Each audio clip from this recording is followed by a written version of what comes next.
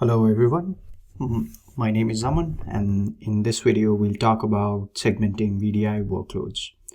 So I'm logged into a VDI server. I'll navigate to Hyper-V where I have my golden image. So you can see here I'm on the Hyper-V manager, and I have a Windows 10 desktop golden image on which I have my secure workload agent installed. The installation is exactly the same as you would do on any Windows workload, just that when you run the installer script, you add the golden image flag.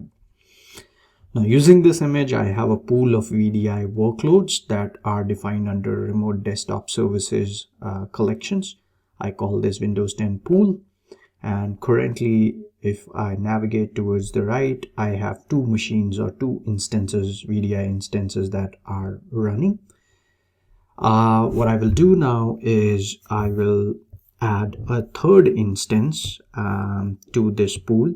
So I simply click on add virtual desktop, define a number, and at that point I follow the wizard and create a new instance. So what happens now is my pool has three virtual desktop instances at this point, Windows 012.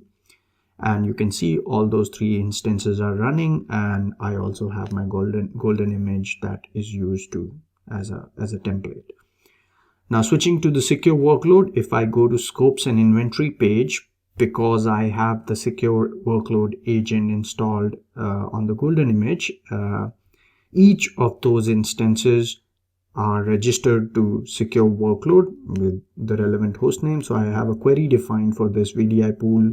If a hostname matches Windows hyphen a number from 0 to 9, it's going to show up under this particular scope. And within this scope, I have all these different workloads. If I click on the IP addresses, I can get a detailed information about the health of agent, the enforcement status, and whatnot.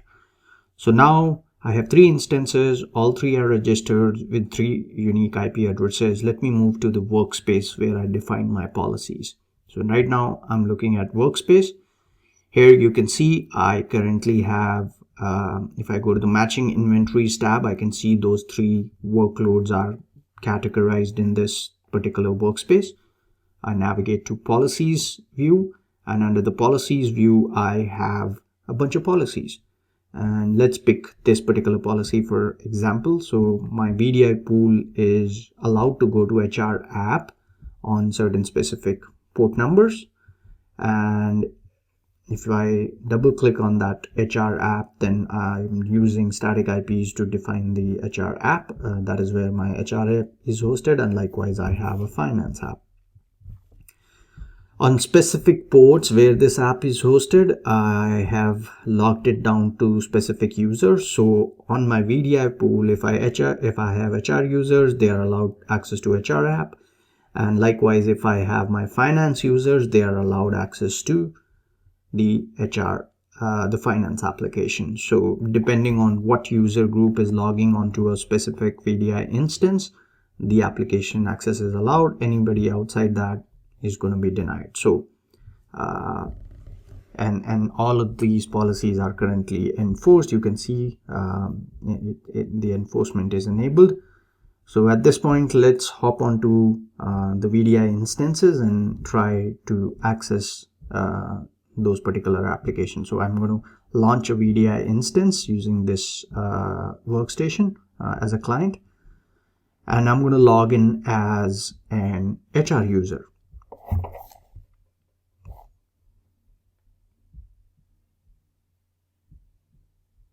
So I'm logged in as HR user 1, and once I'm on the desktop, I will try to access the HR application. So let me launch the browser.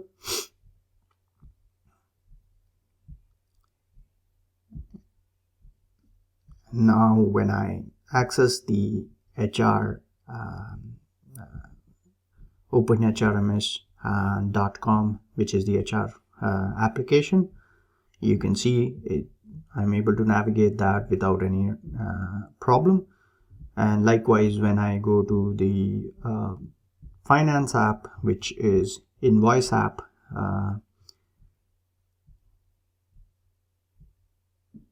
you will see the application is denied. So HR user is able to access HR application, invoice application is blocked. So let's log off and log back in as a finance user. So I'm going to sign out.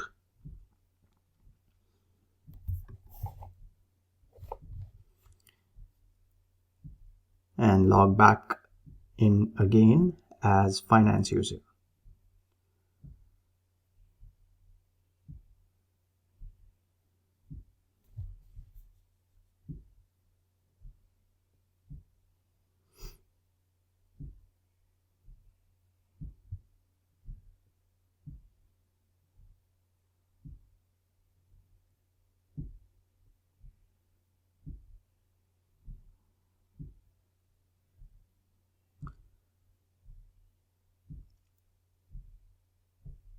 So now I'm logged in as finance user. I'll try to access the same set of applications again, and we know the expected behavior.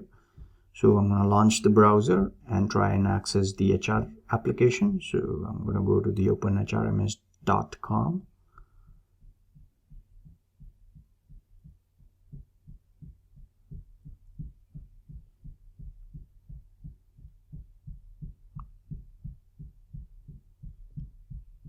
And this time you can see the HR application is blocked.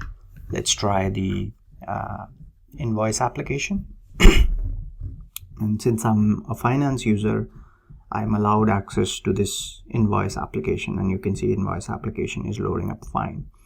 So HR application is blocked, invoice application is allowed. And that concludes this demo. Thank you so much for watching.